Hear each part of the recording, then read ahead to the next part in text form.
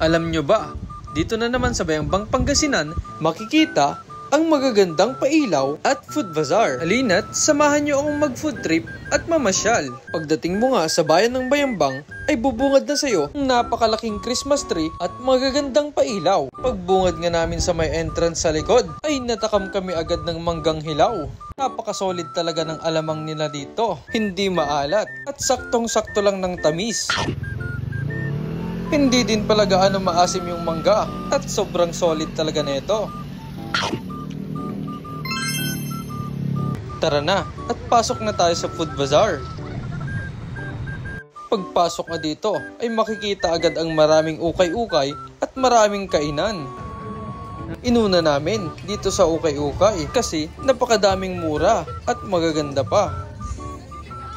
Eto naman ang mga food stalls. Mapipilian ka dito kung saan ka talaga kakain.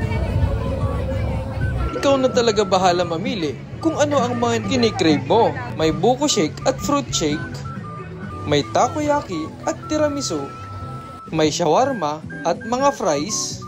May Ilocos empanada. May silog at inasal. At kung gusto nyong maiba, may Indian food din dito. Eto nga ang napili naming pagkain dahil may big siomai daw sila dito na galing Binondo. Madami din silang pagpipilian dito. Dumating na nga ang order namin. Tag 70 plus lang pala tong mga to. Ito ang sisig with chow fan nila. At ito naman ang big siomai nila na galing pang Binondo. Tara na at titikman na natin.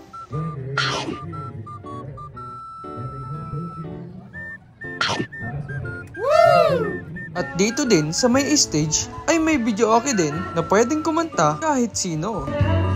Sunod naman na tinikman namin ay itong puto bongbong. Naa-amaze talaga akong panoorin sila. Napakabilis lang lutuin pala.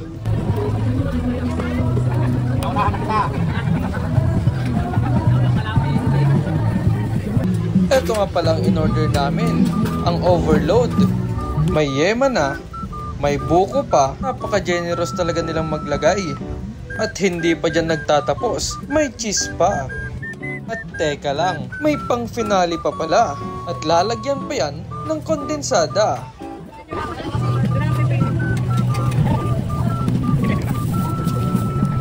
At sa wakas, matitikman na natin. At muntik pang nadisgrasya. Overloaded talaga sa cheese. First bite na naman ako. Parang gutom na gutom yarn. At dito na nagtatapos ang ating mini vlog. Kung gusto nyong mamasyal at mag food trip, punta na kayo dito sa bayan ng Bayambang.